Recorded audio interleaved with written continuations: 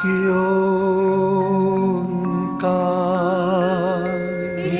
ओंकार सतनाम सतनाम करता पुरख निर्भव निर्वैर अकाल मूरत अजूनी सैभं गुर प्रसाद जप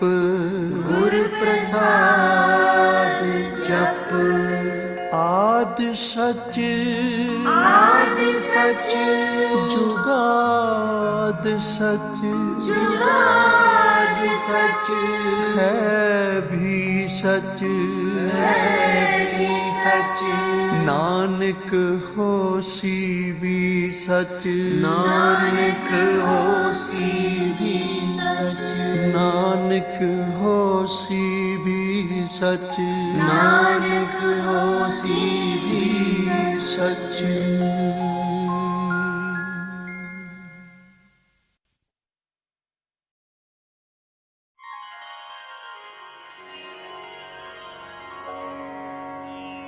सतनाम श्री वाहेगुरु।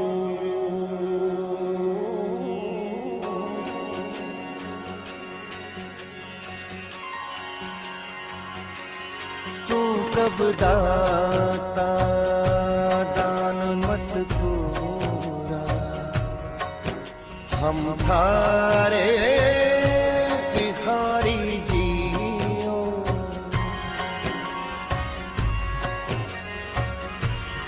मैं क्या मांगू कुछ फिर न रहा,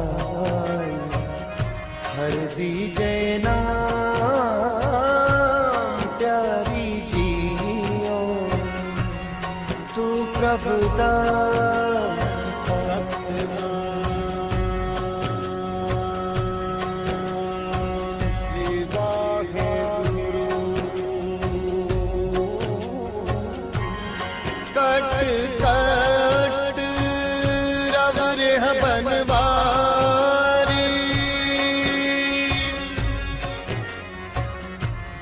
जल थल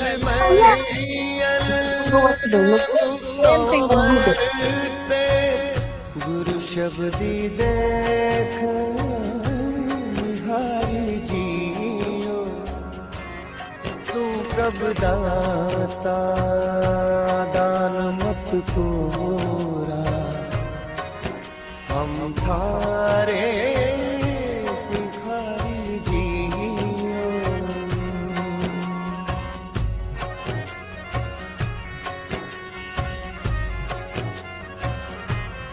मरत प्याल आकाश दिखायो, गुरु सतगुरु कृपा तारी जियो।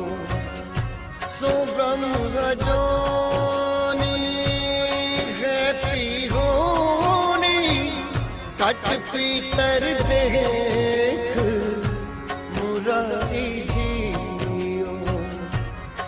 मैं क्या मांगू किछ फिर न रहाई, हर दीजे ना प्यारी जियो। सतनाम सतनाम वाहेगुरु वाहेगुरु, सतनाम सतनाम वाहेगुरु वाहेगुरु। जन्म मरण को जग बपोड़ो, इन दूजे भगत विसारी जियो।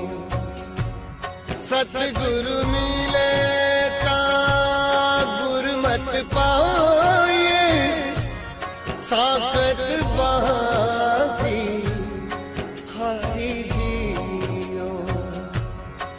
मैं क्या मांगू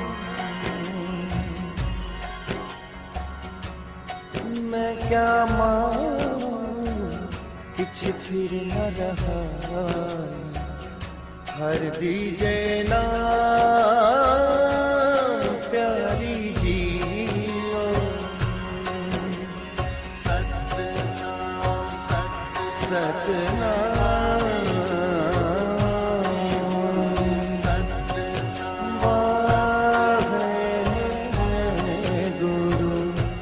सतगुरु बंधन तोड़ निरारे बोहड़ न गर्भ मंजारी जियो नानक ज्ञान रतन पर गासिया हर मन बसिया निरंकारी मैं क्या मांगू किछ फिर न रहा हर दीजे नाम प्यारी जियो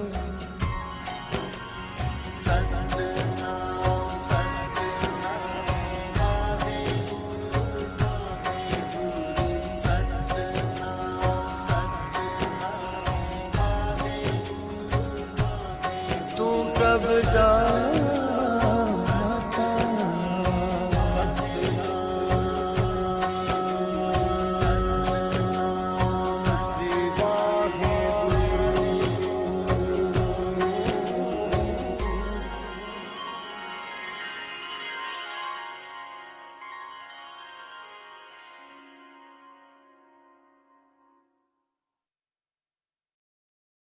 जय गुरु जी। संगत जी, गुरु जी के दरबार में गुरु जी को कोटि कोटि प्रणाम। एक बार फिर सारी संगत आज गुरु जी के दरबार में शिव पुराण की जर्नी में एक साथ होके हम बैठे हैं और इस जर्नी को आगे बढ़ाएंगे। So far we have completed until chapter 30।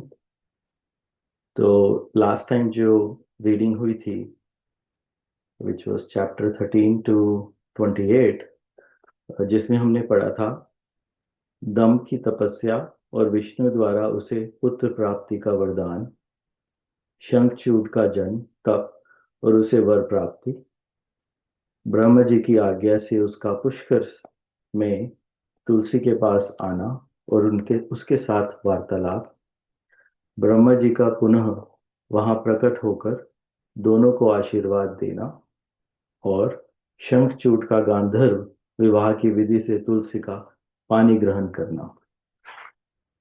And then we also read in the next chapter जिसमें था शंखचूड का असुर राज्य पर अभिषेक और उसके द्वारा देवों का अधिकार छीना जाना, देवों का ब्रह्मा की शरण में जाना, ब्रह्मा का उन्हें साथ लेकर विष्णु के पास जाना, विष्णु द्वारा शंखचूड के जन्म का रहस्योद्घाटन और फिर सबका शिव के पास जाना और शिव सभा में उनकी झांकी करना तथा अपना अभिप्राय प्रकट करना।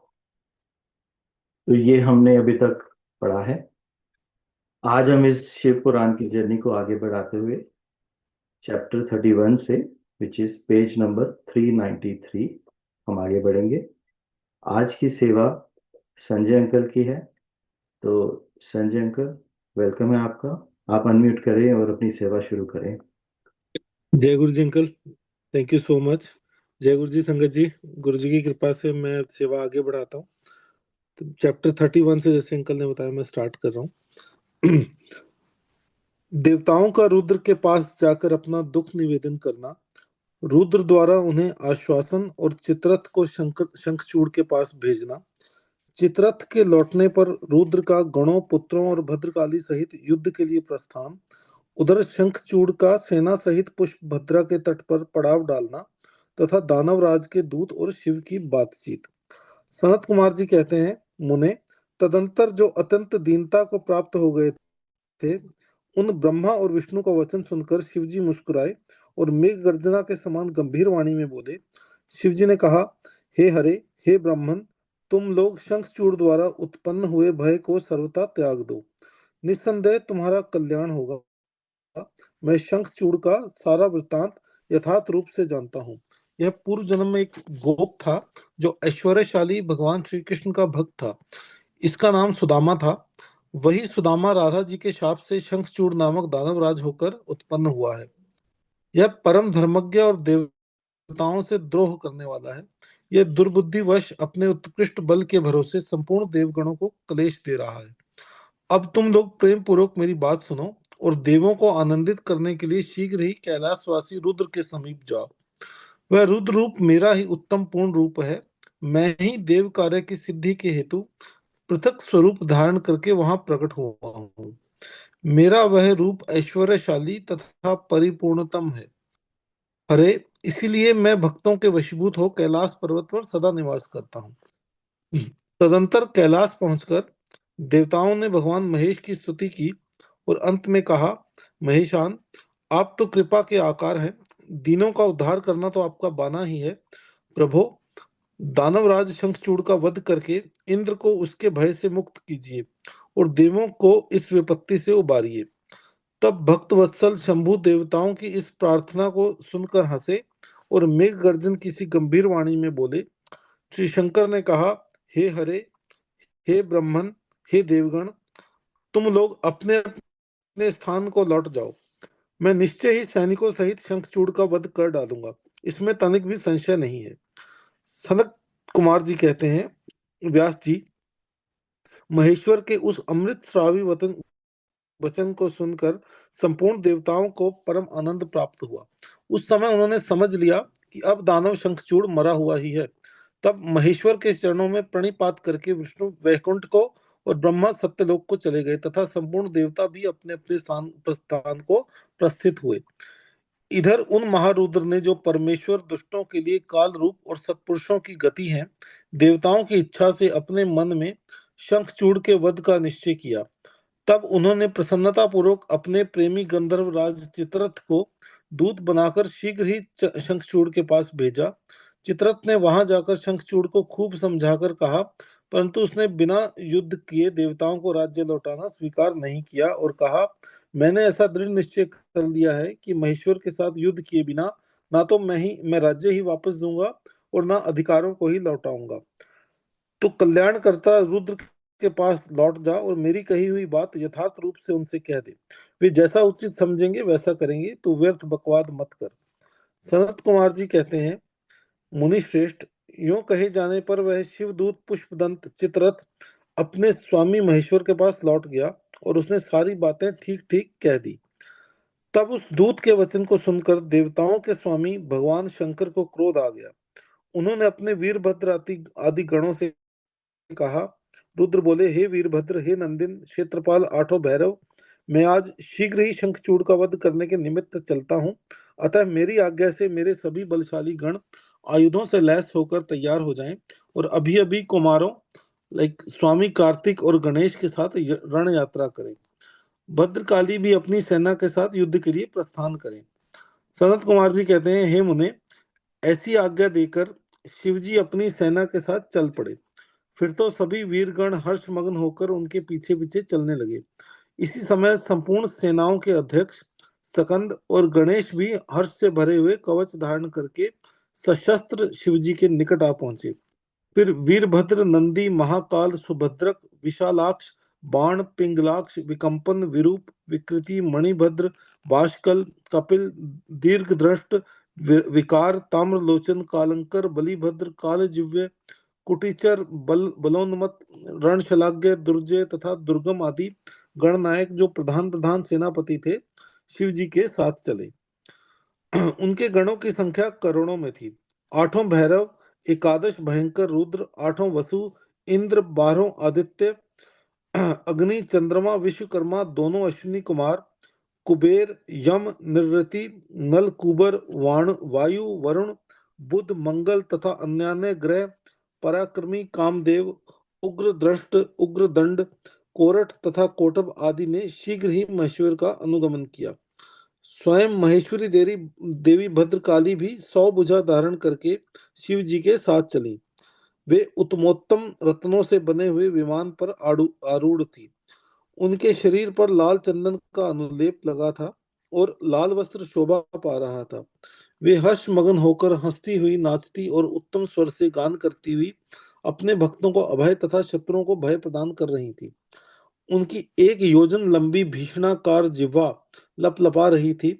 वे अपने हाथों में शंख, चक्र, गदा, पद्म, ढाल, तलवार, धनुष, बाण, 1 योजन विस्तार वाला गहरा गोलाकार खप्पर, गगनचुंबी त्रिशूल, 1 योजन लंबी शक्ति मुदगर, मूसल, वज्र, खड़ग, तीखा फलक, वैष्णवास्त्र, वारुणास्त्र, वायवास्त्र, नागपाश, नारायणास्त्र, गंधर्वास्त्र, ब्रह्मास्त्र, गारुडास्त्र, पर्चजन्यास्त्र, पाशुपतास्त्र, जृंभणास्त्र, पर्वतास्त्र, महान पराक्रमी सूर्यास्त्र, काल काल, महानल, महेश्वरास्त्र, यमदंडास्त्र, सम्मोहनास्त्र तथा समर्थ दिव्य अस्त्र और अनन्य सैकड़ों दिव्यास्त्र धारण किए हुए थी।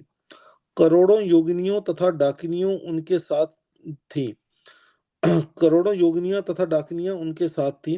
फिर भूत, प्रेत, पिशाच, कुष्मांड, ब्रह्म राक्षस, वेताल राक्षस, यक्ष और किन्नर आदि से घिरे हुए स्कंद ने पिता के पास आकर उन चंद्रशेखर को प्रणाम किया और उनकी आज्ञा से पार्श्व भाग में स्थित होकर सहायक का स्थान ग्रहण किया।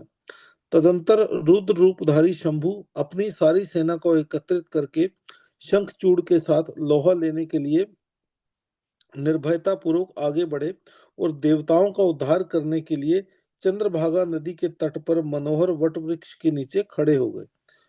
व्यास जी, उधर जब शिवदूत चला गया, तब प्रतापी शंखचूड़ ने महल के भीतर जाकर तुलसी से वह सारी वार्ता कह सुनाई। शंखचूड़ ने कहा, देवी, शंभु के दूत के मुख से रण निमंत्रण सुनकर मैं युद्ध के लिए उद्यत हुआ हूँ और उनसे जूझने के लिए मैं निश्चय ही जाऊंगा। तुम इसके लिए मुझे आज्ञा दो। यूं कहकर उस ज्ञानी ने अपनी प्रिया को नाना प्रकार से समझाया। फिर ब्रह्म मुहूर्त में उठकर प्रातः कृत्य समाप्त किया और पहले नित्य कर्म पूरा करके बहुत सा दान किया।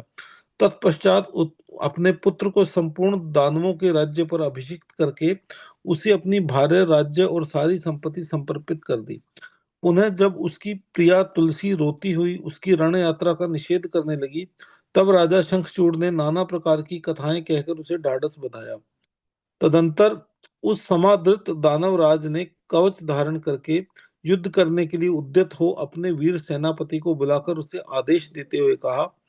शंखचूड़ बोला, सेनापते, मेरे सभी वीर जो संपूर्ण कार्यों में कुशल और समर में शोभा पाने वाले हैं, आज कवच धारण करके युद्ध के लिए प्रस्थान करें।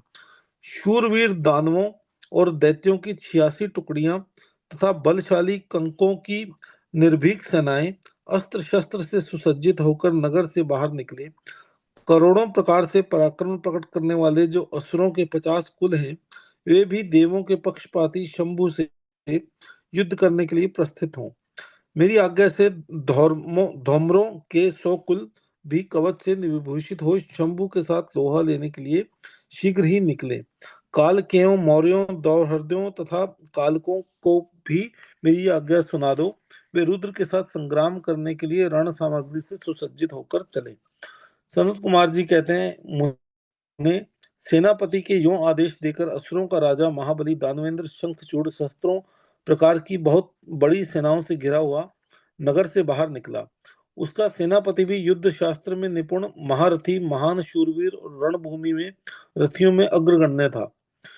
इस प्रकार युद्ध स्थल में वीरों को भयभीत कर देने वाला वह दानवराज 3 लाख अक्षौहिणी सेनाओं पर शासन करता हुआ शिविर से बाहर निकला और उत्तमोत्तम रत्नों द्वारा निर्मित विमान पर आरूढ़ हो गुरुजनों को आगे करके युद्ध के लिए चल पड़ा। आगे बढ़ने पर वह पुष्पभद्रा नदी के तट पर सिद्धाश्रम में जा पहुंचा। वहां एक मनोहर वटवृक्ष विराजमान था। वह सिद्धि क्षेत्र सिद्धों को उत्तम सिद्धि प्रदान करने वाला था। पुण्य क्षेत्र भारत में वह कपिल का तपस्थान कहलाता था। वह भूभाग पश्चिम समुद्र से पूर्व, मलय पर्वत से पश्चिम, श्रीशैल से उत्तर और गंधमादन से दक्षिण था। उसकी चौड़ाई 5 योजन और लंबाई 500 योजन थी।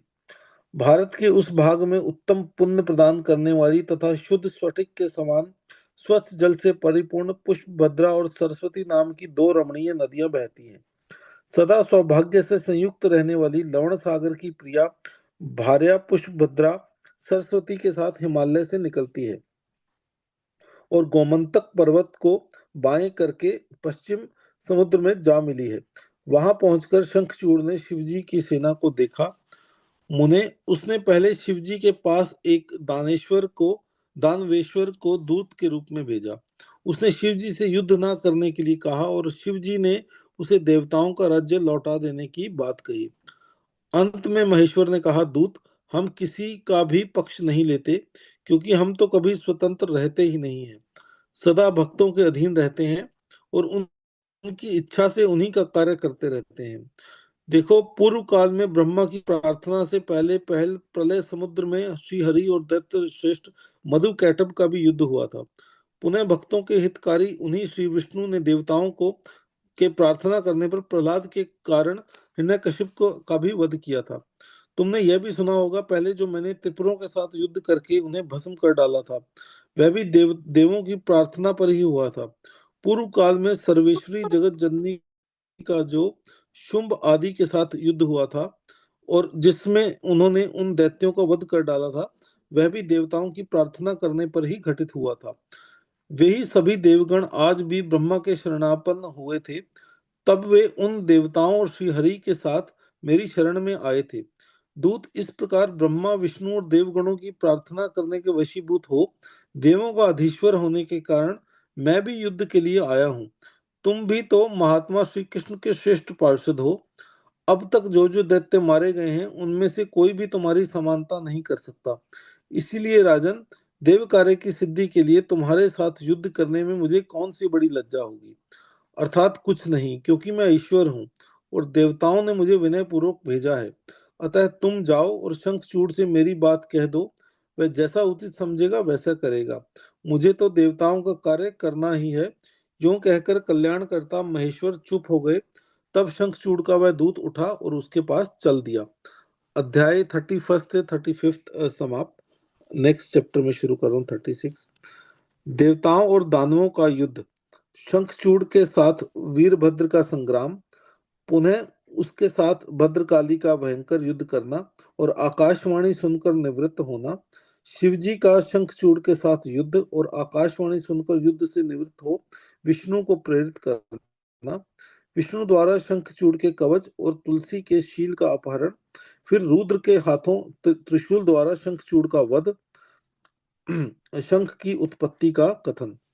सनत कुमार जी कहते हैं, महर्षि, जब उस दूत ने शंखचूड़ के पास जाकर विस्तार पूर्वक शिव जी का वचन कह सुनाया तथा तत्वतः उसके उनके यथार्थ निश्चय को भी प्रकट किया, तब उसे सुनकर प्रतापी दानवराज शंखचूड़ ने भी परम प्रसन्नता पूर्वक युद्ध को ही अंगीकार किया। फिर तो वह तुरंत ही मंत्रियों सहित रथ पर जा बैठा और उसने अपनी सेना को शंकर के साथ युद्ध करने के लिए आदेश दिया। इधर अखिलेश्वर शिवजी ने भी तत्काल ही अपनी सेना को तथा देवों को आगे बढ़ने की आज्ञा दी और स्वयं भी लीलावश युद्ध के लिए सन्नद्ध हो गए। फिर तो शीघ्र ही युद्ध आरंभ हो गया। उस समय नाना प्रकार के रणवाद्य बजने लगे। वीरों के शब्द और कोलाहल चारों ओर गूंज उठे। मुने, इस प्रकार देवताओं और दानवों का परस्पर युद्ध होने लगा। उस समय वे दोनों सेनाएं धर्म पूर्वक जूझने लगी। स्वयं महेंद्र वृषपर्वा के साथ लड़ने लगे और विपरीचिति के साथ सूर्य का धर्म युद्ध होने लगा। विष्णु दंभ के साथ भीषण संग्राम करने लगे।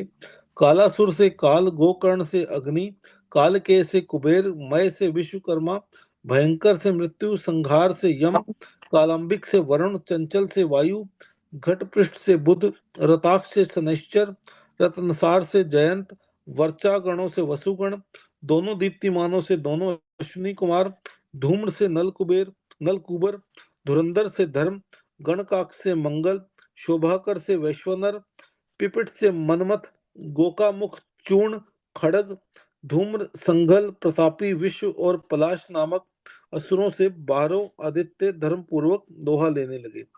इस प्रकार शिव की सहायता के लिए आए हुए अमरों का असुरों के साथ युद्ध होने लगा। 11 महारुद्र महान बल पराक्रम से संपन्न 11 भयंकर असुर वीरों से भिड़ गए उग्र और चंड आदि के साथ महामणि, राहु के साथ चंद्रमा और शुक्राचार्य के साथ बृहस्पति धर्म युद्ध करने लगे। इस प्रकार उस महायुद्ध में नंदीश्वर आदि सभी शिवगण श्रेष्ठ दानवों के साथ संग्राम करने लगे। विस्तार भय से उनका पृथक वर्णन नहीं किया गया है। मुने, उस समय सारी सेनाएं निरंतर युद्ध में व्यस्त थीं और शंभु काल्य सुत के साथ वटवृक्ष के नीचे विराजमान थे। उधर शंखचूड़ भी रत्नाभरणों से विभूषित हो करोड़ों दानवों के साथ रमणीय रत्न सिंहासन पर बैठा हुआ था। फिर देवताओं तथा असुरों से चिरकाल तक अत्यंत भयानक युद्ध होता रहा। तदंतर शंखचूड़ भी आकर उस भीषण संग्राम में जुट गया। इसी बीच महाबली वीर वीरभद्र समर भूमि में बलशाली शंखचूड़ से जा भिड़े। उस युद्ध में दानवराज जिन जिन अस्त्रों की वर्षा करता था, उन उनको वीरभद्र खेल ही खेल में अपने बाणों से काट डालते थे। व्यास जी, इसी समय देवी भद्रकाली ने समर भूमि में जाकर बड़ा भयंकर सिंहनाद किया। उनके उस शब्द को सुनकर सभी दानव मूर्छित हो गए। उस समय देवी ने बारंबार अट्टहास किया और मधुपान करके वे रण के मुहाने पर नृत्य करने लगी। उनके साथ ही उग्र दृष्टा, उग्र दंडा और कोटवी ने भी मधुपान किया तथा अन्य देवियों ने भी खूब मधु पीकर युद्ध स्थल में नाचना आरंभ किया। उस समय शिव गणों तथा देवों के दलों में महान कोलाहल मच गया। सारा सुर समुदाय बहुत प्रकार से गर्जना करता हुआ हर्षमग्न हो गया। तदंतर काली ने शंखचूड़ के ऊपर प्रलयकालीन अग्नि की शिखा के समान उद्दीप्त आग्नेयास्त्र चलाया, परंतु दानवराज ने वैष्णवास्त्र से उसे शीघ्र ही शांत कर दिया। तब देवी भद्रकाली ने उस पर नारायणास्त्र का प्रयोग किया। वह अस्त्र दानव शत्रु को देखकर बढ़ने लगा। तब प्रलयाग्नि की ज्वाला के समान उद्दीप्त होते हुए नारायणास्त्र को देखकर शंखचूड़ दंड की भांति भूमि पर लेट गया और बारंबार प्रणाम करने लगा। तब उस दानव को नम्र हुआ देख वह अस्त्र निवृत्त हो गया। तत्पश्चात देवी ने उस पर मंत्र पूर्वक ब्रह्मास्त्र छोड़ा। उस अस्त्र को प्रज्वलित होता हुआ देखकर दानवराज ने भूमि पर खड़े होकर उसे प्रणाम किया और ब्रह्मास्त्र से ही उसका निवारण कर दिया। तदंतर वह दानवराज कुपित हो उठा और वेग पूर्वक अपने धनुष को खींचकर देवी के ऊपर मंत्र पाठ करते हुए दिव्यास्त्रों की वर्षा करने लगा। भद्रकाली समर भूमि में अपने विस्तृत मुख को फैलाकर उन अस्त्रों को निगल गई और अट्टहास पूर्वक गर्जना करने लगी, जिससे दानव भयभीत हो गए। तब शंखचूड़ ने काली के ऊपर एक 100 योजन लंबी शक्ति से वार किया, परंतु देवी ने अपने दिव्यास्त्र समूह से उसके 100 टुकड़े कर दिए। यों उन दोनों में चिरकाल तक युद्ध होता रहा और सभी देवता तथा दानव दर्शक बनकर उसे देखते रहे। अंत में देवी ने महान कोपावेश से उस पर वेग पूर्वक मुष्टि प्रहार किया। उसकी चोट से वह दानवराज चक्कर काटने लगा और उसी क्षण मूर्छित हो गया।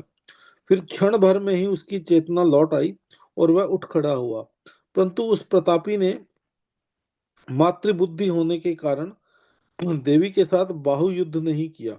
तब देवी ने उस दानव को पकड़कर उसे बारंबार घुमाया और बड़े क्रोध से वेग पूर्वक ऊपर को उछाल दिया। प्रतापी शंखचूड़ वेग से ऊपर को उछला और पृथ्वी पर गिरकर पुनः उठ खड़ा हुआ। उस महायुद्ध में वह तनिक भी भ्रांत नहीं हुआ था, बल्कि उसका मन प्रसन्न था। तत्पश्चात वह भद्रकाली को प्रणाम करके बहुमूल्य रत्नों द्वारा निर्मित अपने परम मनोहर विमान पर जा बैठा। इधर कालिका भूख से विहल होकर दानवों का रक्तपान करने लगी। इसी अवसर पर वहां यों आकाशवाणी हुई, ईश्वरी, अभी रणभूमि में सिंहनाद करने वाले 1.5 लाख दानवेंद्र और बचे हैं। ये बड़े उद्यत हैं, अतः तुम इन्हें अपना आहार बना लो। परंतु देवी, संग्राम में दानवराज शंखचूड़ को मारने के लिए मन मत दौड़ाओ, क्योंकि यह तुम्हारे लिए अवध्य है, ऐसा निश्चय समझो। आकाशवाणी द्वारा कहे हुए वचन को सुनकर देवी भद्रकाली ने बहुत से दानवों का मांस भक्षण करके उनका रक्तपान किया और फिर वे शिवजी के निकट चली गई। वहां उन्होंने पूर्वापर के क्रम से सारा युद्ध वृतांत कह सुनाया। व्यास जी ने पूछा, महाबुद्धिमान संत कुमार जी, कालिका का वह कथन सुनकर महेश्वर ने उस समय क्या कहा और कौन सा कार्य किया, उसे आप वर्णन करने की कृपा करें, क्योंकि मेरे मन में उसे सुनने की प्रबल उत्कंठा जाग उठी है। सनत कुमार जी कहते हैं, मुने, शंभु तो जीवों के कल्याण करता परमेश्वर और बड़े लीला विहारी हैं। वे काली द्वारा कहे हुए वचन को सुनकर उन्हें आश्वासन देते हुए हंसने लगे। तदंतर आकाशवाणी को सुनकर तत्व ज्ञान विशारद स्वयं शंकर अपने गणों के साथ समर भूमि की ओर चले। उस समय वे महावृषभ नंदीश्वर पर सवार थे और उन्हीं के समान पराक्रमी वीरभद्र, भैरव और क्षेत्रपाल आदि उनके साथ थे। रणभूमि में पहुंचकर महेश्वर ने वीर रूप धारण किया। उस समय उन रुद्र की बड़ी शोभा हो रही थी और वे बड़े मूर्तिमान काल से दिख रहे थे। जब शंखचूड़ की दृष्टि शिवजी पर पड़ी, तब वह विमान से उतर पड़ा और परम भक्ति के साथ दंड की भांति पृथ्वी पर लौटकर उनसे सिर के बल उन्हें प्रणाम किया उसने सिर के बल उन्हें प्रणाम किया। इस प्रकार नमस्कार करने के पश्चात वह तुरंत ही अपने विमान पर जा बैठा और कवच धारण करके उसने धनुष बाण उठाया। फिर तो दोनों ओर से बाणों की झड़ी लग गई। यो व्यर्थ ही बाण वर्षा करने वाले शिव और शंखचूड़ का वह उग्र युद्ध सैकड़ों वर्षों तक चलता रहा।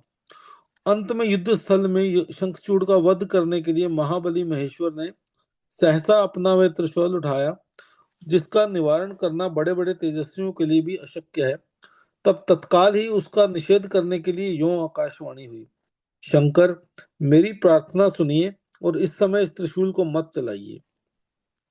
ईश, यद्यपि आप क्षण मात्र में पूरे ब्रह्मांड का विनाश करने में सर्वथा समर्थ है, फिर इस अकेले दानव शंखचूड़ की तो बात ही क्या है। तथापि आप स्वामी के द्वारा देव मर्यादा का विनाश नहीं होना चाहिए। महादेव, आप उस देव मर्यादा को सुनिए और उसे सत्य एवं सफल बनाइए। वह देव मर्यादा यह है कि जब तक इस शंखचूड़ के हाथ में श्रीहरि का परम उग्र कवच वर्तमान रहेगा, तो और इसकी पतिव्रता पत्नी तुलसी का सतीत्व अखंडित रहेगा, तब तक इस पर जरा और मृत्यु अपना प्रभाव नहीं डाल सकेंगे। अतः जगदीश्वर शंकर, ब्रह्मा के इस वचन को सत्य कीजिए। तब सत्पुरुषों के आश्रय स्वरूप शिव जी ने उस आकाशवाणी को सुनकर तथास्तु कहकर उसे स्वीकार कर लिया और विष्णु को उस कार्य के लिए प्रेरित किया। फिर तो शिव जी की इच्छा से विष्णु वहां से चल पड़े। वे तो मायावियों से भी श्रेष्ठ मायावी ठहरे। अतः उन्होंने एक वृद्ध ब्राह्मण का वेश धारण किया और शंखचूड़ के निकट जाकर उससे यूं कहा। वृद्ध ब्राह्मण बोले, दानवेंद्र, इस समय मैं याचक होकर तुम्हारे पास आया हूँ, तुम मुझे भिक्षा दो। दीन वत्सल, अभी मैं अपने मनोरथ को प्रकट नहीं करूंगा। जब तुम देना स्वीकार कर लोगे, तब पीछे मैं उसे बताऊंगा और तब तुम उसे पूर्ण करना। ब्राह्मण की बात सुनकर राजेंद्र शंखचूड़ का मुख और नेत्र प्रसन्नता से खिल उठे। जब उसने ओम कहकर उसे स्वीकार कर लिया, तब ब्राह्मण ने छल पूर्वक कहा, मैं तुम्हारा कवच चाहता हूँ। यह सुनकर ऐश्वर्यशाली दानवराज शंखचूड़ ने, जो ब्राह्मण भक्त और सत्यवादी था, वह दिव्य कवच जो उसके प्राण के समान था, ब्राह्मण को दे दिया। इस प्रकार श्रीहरि ने माया द्वारा उससे वह कवच ले लिया और फिर शंखचूड़ का रूप धारण करके वे तुलसी के पास पहुंचे।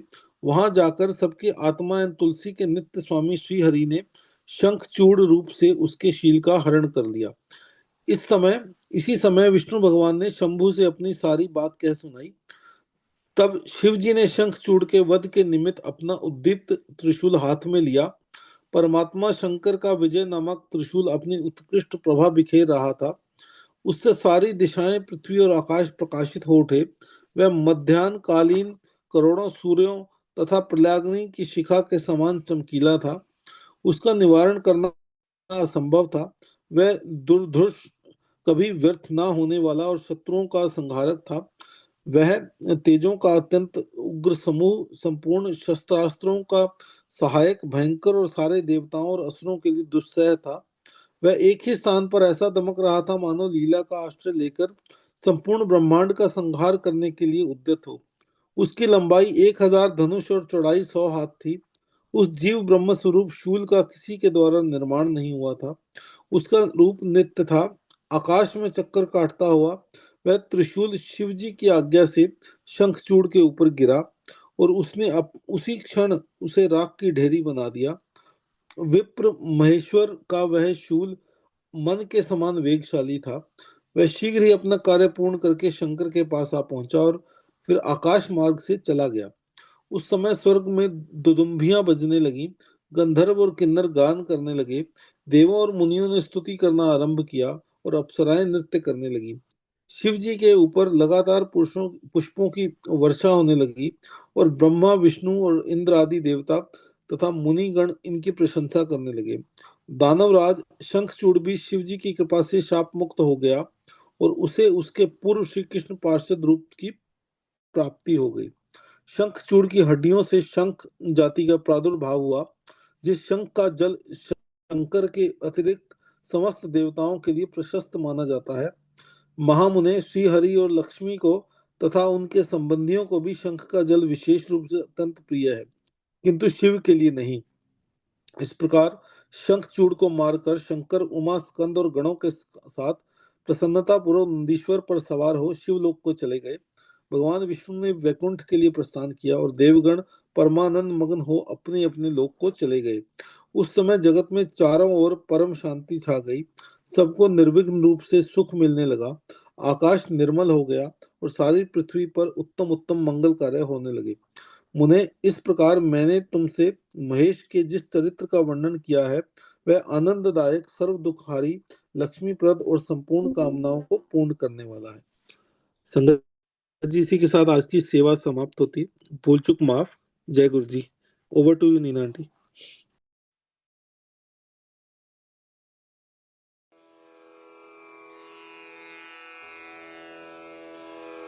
जय गुरु जी की। अब हम मंत्र जाप करेंगे। ओम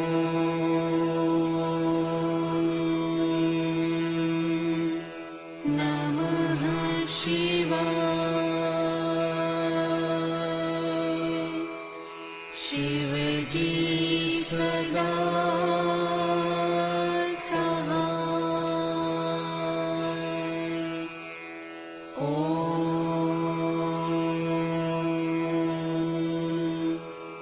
नमः शिवाय।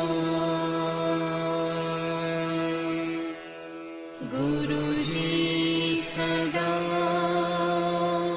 सहाय।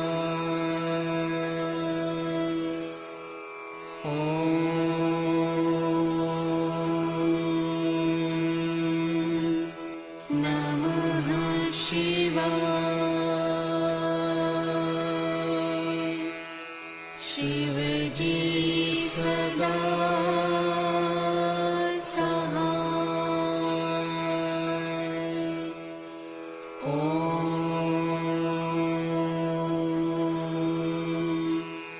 नमः शिवाय। गुरुजी सदा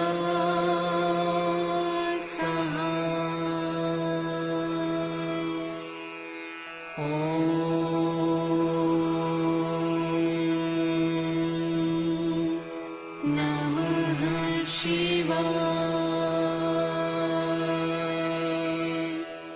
शिव जी सदा सहाय।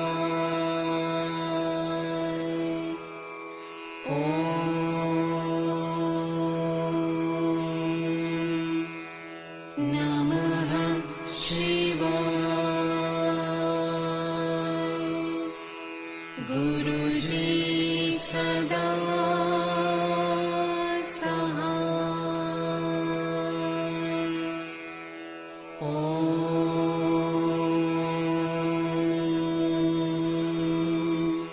नमः शिवाय। शिव जी सदा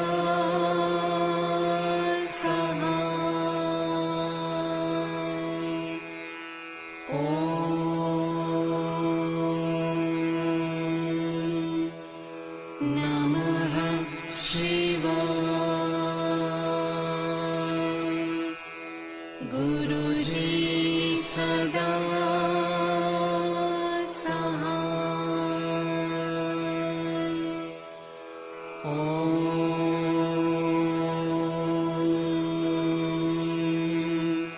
नमः शिवाय। शिव जी सदा सहाय।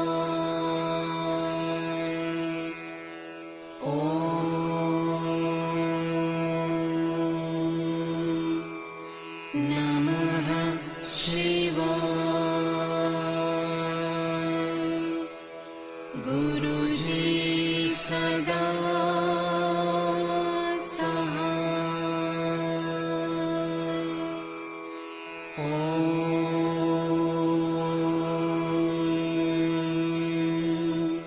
नमः शिवाय। शिवजी सदा सहाय।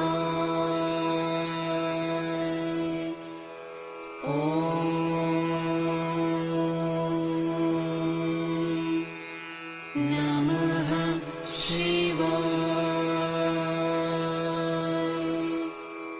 गुरुजी सदा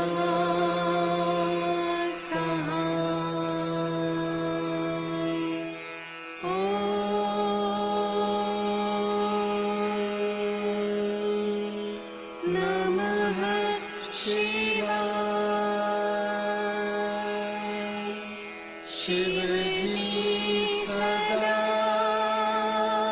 सहाय।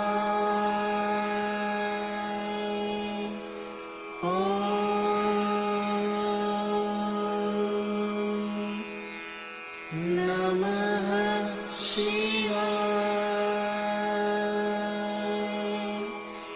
गुरुजी सदा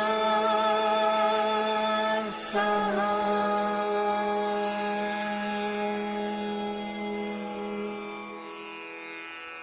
जय गुरु जी की।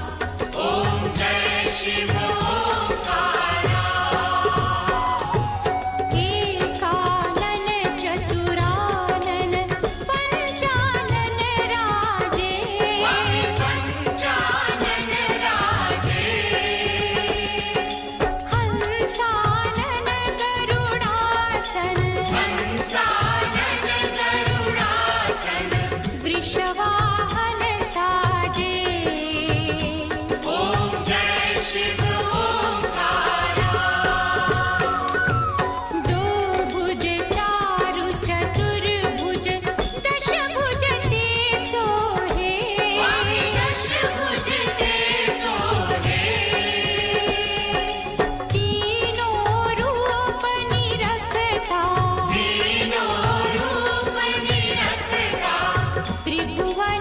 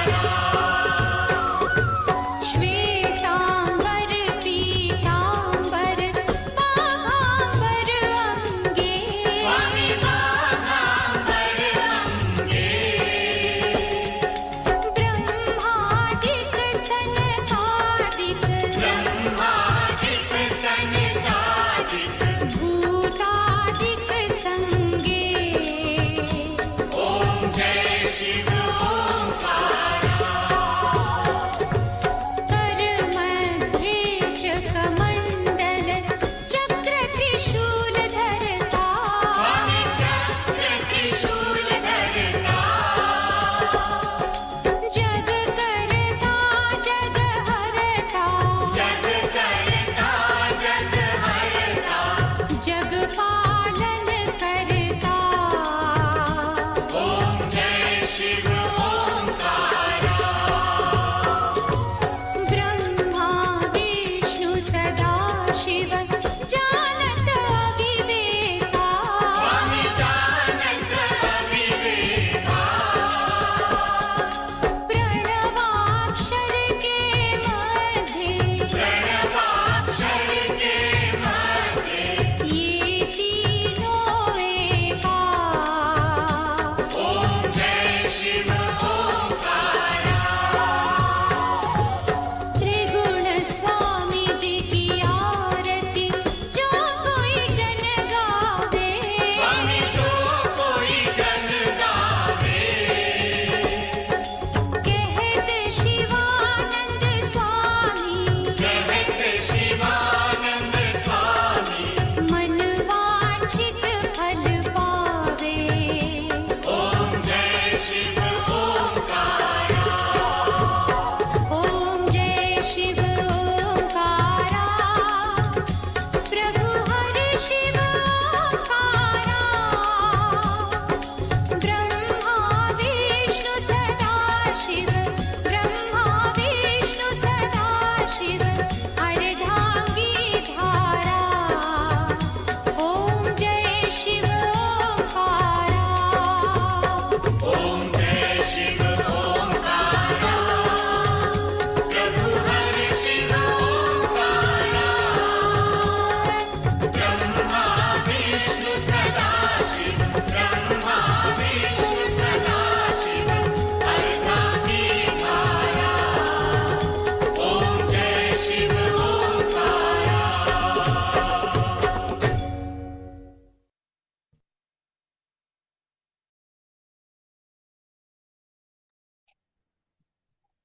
संगत जी आरती ले लीजिए प्लीज।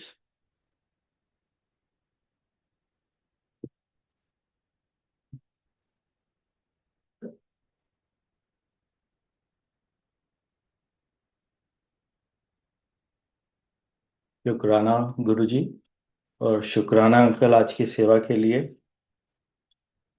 बहुत ही भागों वाले हैं जो हमें ये मौका मिला है कि सारा परिवार जो है मिलके बैठता है और शिव पुराण सुनता है और सुनाते हैं।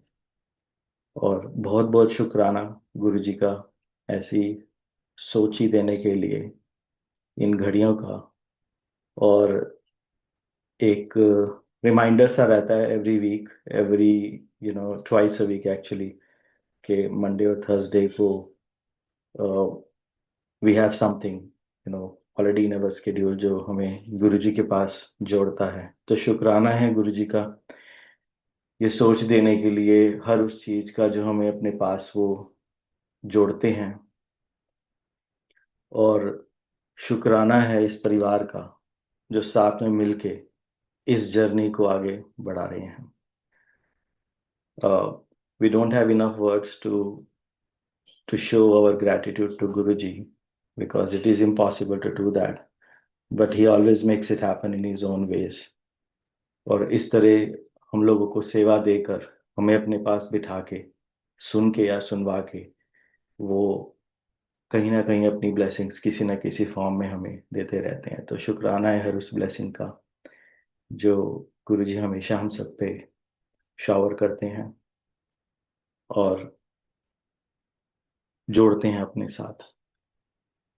तो संगत जी आज की रीडिंग यहीं पे हम समाप्त करते हैं। आप लोग अनम्यूट कर लीजिए और आज्ञा ले लीजिए प्लीज।